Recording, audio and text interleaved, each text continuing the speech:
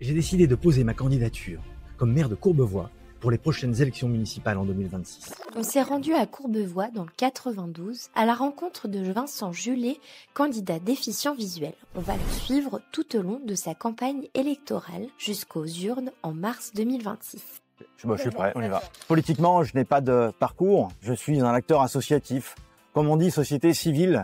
Donc l'objectif, c'est de porter des valeurs nouvelles, saines et travailler autour de la création de liens sur un territoire. Je suis conseiller de quartier ici sur ma ville, je suis administrateur du centre communal d'action sociale, je suis membre de la commission communale d'accessibilité Courbevoie.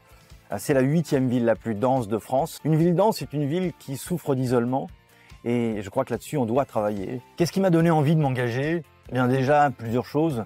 J'ai depuis de nombreux mois maintenant des amis qui m'ont sollicité, qui m'ont dit « Vincent, est-ce qu'on ne pourrait pas apporter une autre voix ici ? Tu es un acteur engagé, plein d'énergie, envie de proposer quelque chose de positif, de bienveillant, avec du sens. On œuvre pour une plus grande citoyenneté de la personne handicapée. » J'ai toujours cru que les mots handicap et performance pouvaient être compatibles. Je l'ai prouvé comme directeur commercial pendant près de 15 ans en situation de handicap et je crois que maintenant, il est temps de le montrer au niveau public également. Chacun peut être acteur de sa ville. Chacun, peu importe sa difficulté, peu importe son parcours de vie et peu importe son handicap, peut porter un message positif. Au quotidien, on doit s'adapter, on doit trouver des solutions de contournement, on doit trouver d'autres méthodes pour fonctionner avec performance. Moi, c'est ce que j'ai compris quand j'ai perdu la vue. On n'avance jamais seul, on avance grâce aux liens que l'on tisse et ça, c'est quelque chose de fondamental. Le premier enjeu, c'est créer du lien, c'est faire en sorte que les habitants se retrouvent, les habitants puissent discuter.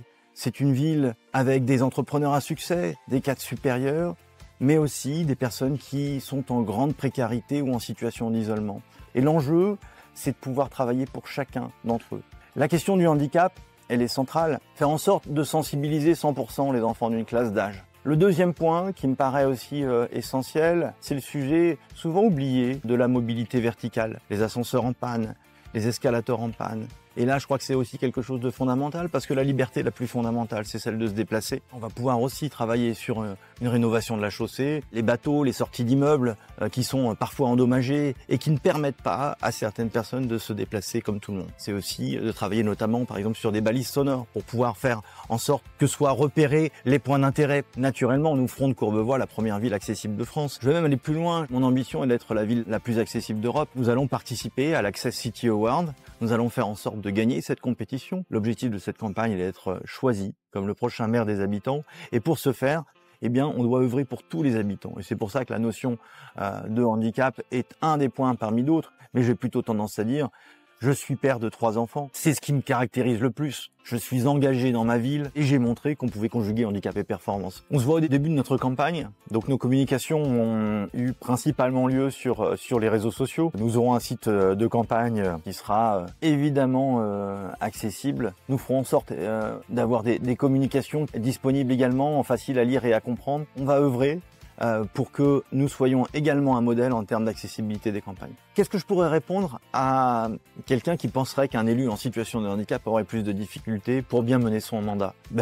En fait, il existe de nombreuses solutions de compensation du handicap et je crois qu'aujourd'hui, il faut les connaître. Si on est capable de les mettre en place, eh bien, le handicap n'existe plus. On parle de situation de handicap, on ne parle pas forcément de handicap dans le monde du handicap. Lorsque vous êtes avec votre iPhone et puis que vous avez votre voice-over derrière qui vous permet de lire les messages et de fonctionner finalement comme tout le monde, eh bien le handicap n'existe plus. Si on se retrouve dans quelques semaines, j'aimerais vous dire, c'est incroyable, on est maintenant des milliers à vouloir travailler pour cette cause, des milliers à vouloir créer du lien, qui veulent quelque part créer un territoire de paix ici en local. Eh bien, peu importe le résultat du vote, je crois qu'on aura réussi quelque chose de très positif et de très sain pour notre ville.